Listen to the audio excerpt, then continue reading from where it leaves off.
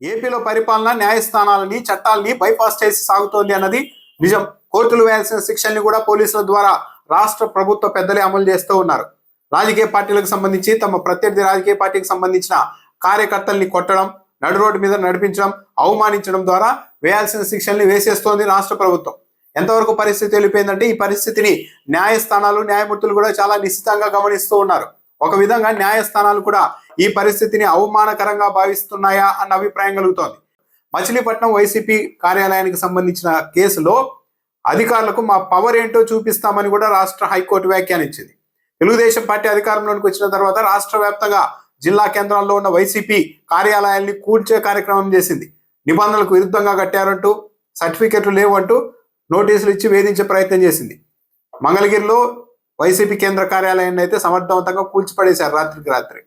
మచిలీపట్నంలోని YCP కార్యాలయం పైన కూడా ఇదే తరహాలో కక్ష కడితే ఆ వైసీపీ జిల్లా అధ్యక్షుడిగా ఉన్న పేర్ని నాని హైకోర్టుకు వెళ్లారు. హైకోర్టు విచారించి ఇంపాక్ట్ ఫీజును కట్టించుకొని ఆక్యుపెన్సీ సర్టిఫికేట్ ఇవ్వాల్సిందిగా మచిలీపట్నం మున్సిపల్ కమిషనర్ కు ఆదేశాలు ఇచ్చింది.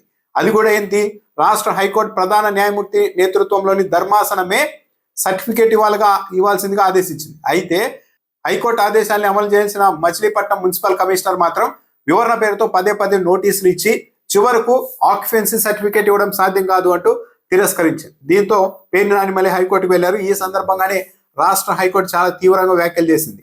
ఈ రాష్ట్రంలో అధికారులు తాము అతీతం, కోర్టుల కంటే గొప్ప వాళ్ళం అనుకుంటున్నారు. వాళ్ళకి మా పవర్ ఏంటో చూపించాల్సిన సమయం వచ్చింది. ఒక్క అధికారిని కటకటాల లోపలికి పంపిస్తే మిగిలిన వాళ్ళంతా దారికి వస్తారు. వాళ్ళని ఎక్కడ నిలబెట్టాలో కూడా మాకు తెలుసు అంటూ వ్యాఖ్యానించింది. రాష్ట్ర హైకోర్టు ప్రధాన న్యాయమూర్తి నేతృత్వంలోని రాష్ట్ర హైకోర్టే ఆదేశాలు ఇచ్చిన తర్వాత కూడా మున్సిపల్ కమిషనర్ ఆక్యుపెన్సీ సర్టిఫికేట్ ఇవ్వకుండా పదే పదే నోటీసులు ఇచ్చి చివరకు తిరస్కరించడం అంటే దీన్ని ఏమనాలి అని ప్రశ్నించింది రాష్ట్ర హైకోర్టు. కమిషనర్ వెనకేసుకొచ్చేలాగా వాదనలు వినిపించగా న్యాయవాది హైకోర్టు ఆక్షేపించింది. అంటే రాష్ట్ర హైకోర్టు ఆదేశాలు ఇచ్చిన తర్వాత కూడా వాటిని అమలు చేయలేదు అంటే మున్సిపల్ కమిషనర్కి అర్థం కావడం లేదా, లెక్క లేదా? హైకోర్టు ఆదేశాలంటే నవ్వులాటగా ఉన్నాయి అధికారులకి. మరి ఇంగ్లీష్ రాదనుకోవాలనా, ఆదేశాలు చదువుకోలేదనుకోవాలనా అని కూడా రాష్ట్ర హైకోర్టు చాలా తీవ్రంగా ఆగ్రహం వ్యక్తం చేసింది. కొద్ది రోజుల క్రితం విద్యాశాఖ అధికారులకు రాష్ట్ర హైకోర్టు చాలా గట్టిగా వార్నింగ్ ఇచ్చింది. ఈ రాష్ట్రంలో ఒక పవర్ఫుల్ వ్యక్తి కింద పనిచేస్తున్నాం కాబట్టి మాకు ఏమీ కాదు, కోర్టులు కూడా మాకేమీ చేయలేవు, కోర్టుల కంటే మేము అతీతం అని అధికారులు భావిస్తున్నారు, వాళ్ళని ఏం చేయాలో మాకు బాగా తెలుసు అని ఇటీవలే కోర్టు వ్యాఖ్యానించింది. అంటే పవర్ఫుల్ వ్యక్తి అంటే నారా లోకేష్ మంత్రిగా ఉన్నారు కాబట్టి విద్యాశాఖకు, ఆయన కింద పనిచేస్తున్నాం కాబట్టి మనకి ఏమీ కాదు, కోర్టులు ఏమీ చేయలేవన్న ధైర్యంతో అధికారులు ఉన్నారని పరోక్షంగా ఆ రోజు హైకోర్టు వ్యాఖ్యానించింది. ఈరోజు ఏకంగా మరింత తీవ్రంగా అధికారులకు వార్నింగ్ ఇచ్చింది రాష్ట్ర హైకోర్టు. మున్సిపల్ కమిషనర్ వైసీపీ కార్యాలయానికి సర్టిఫికేట్ నిరాకరించారు అంటే ఆయన మీద తప్పనిసరిగా తెలుగుదేశం పార్టీ పెద్దల ఒత్తిడి ఉంటుంది.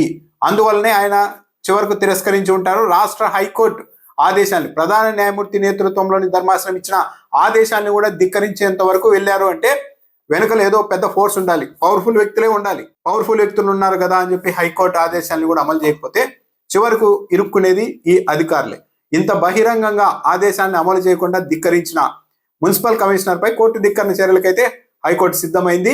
వివరణ ఇవ్వాల్సిందిగా ఆదేశాలు జారీ చేస్తూ ఫిబ్రవరి నెలకు తదుపరి విచారణను వాయిదా వేసింది.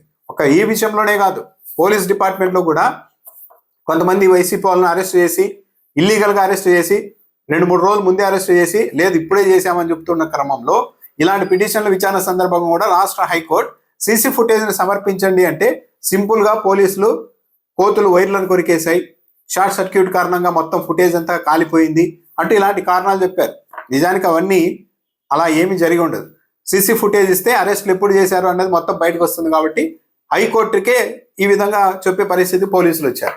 ఇంకా ఈ మధ్య అయితే శృతి మించిపోయింది. రాష్ట్ర హైకోర్టుతో పని లేదు మనకి, మొత్తం పోలీసులే చట్టాన్ని అమలు చేసేస్తాం, శిక్షలు కూడా వేసేస్తాం అనే పరిస్థితికి వెళ్ళిపోయింది. దీనిపైనే రాష్ట్ర హైకోర్టు కాస్త ఆగ్రహంగా ఉన్నట్టుగా ఉంది. మరి మొత్తానికి ప్రభుత్వ పెద్దల ఆలోచనలు మారితే తప్పించి అధికారుల తీరు కూడా మారే అవకాశం ఉండదు. లేకుంటే అధికారుల మీద చర్యలు తీసుకుంటే హైకోర్టు చెప్తున్నట్టుగానే ఒకరిద్దరిని లోపలికి పంపితే మిగిలిన వాళ్ళు సెట్ అవుతారా, అదొక ఆప్షన్.